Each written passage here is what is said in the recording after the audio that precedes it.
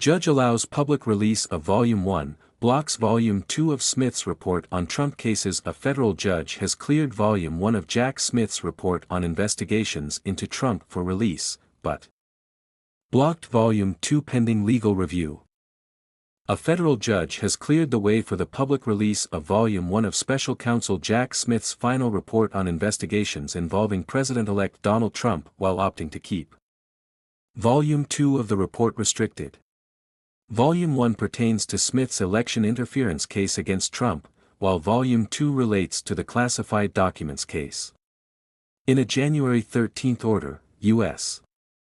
District Judge Aileen Cannon partially denied an emergency motion by two Trump co-defendants, Walt Nauta and Carlos de Oliveira, to block the public release of the report.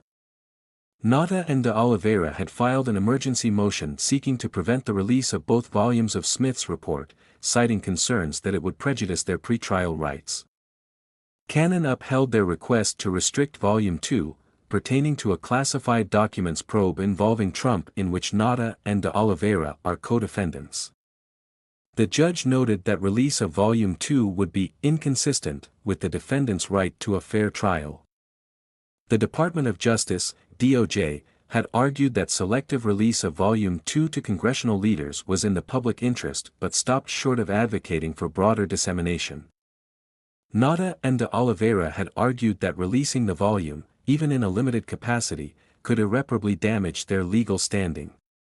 Cannon scheduled a hearing for Jan.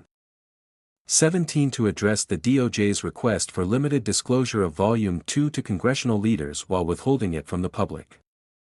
Release of Volume 2, even on a limited basis as promised by the United States, risks irreversibly in substantially impairing the legal rights of defendants in this criminal proceeding, Cannon wrote.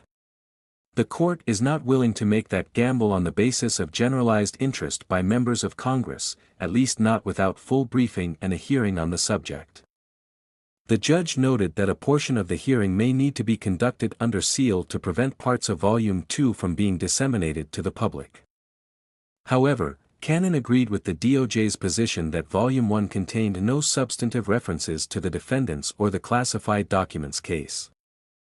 Noting that there was insufficient basis to restrict the public release of Volume 1, Cannon cleared the way for its public release.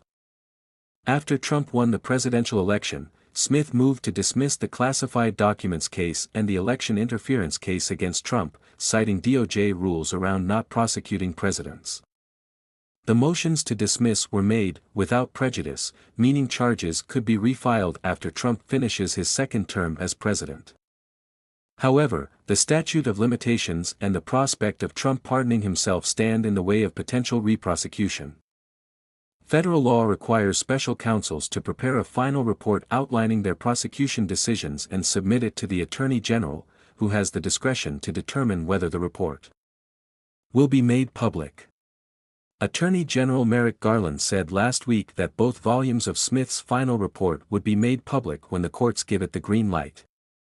Smith, who was appointed by Garland to investigate Trump in the two cases, election interference and classified documents, resigned from the DOJ on January 10. Smith's resignation marks the end of his criminal prosecutions of Trump over the past 2 years or so. Trump has denied wrongdoing in the cases, has repeatedly described the prosecutions as politically motivated.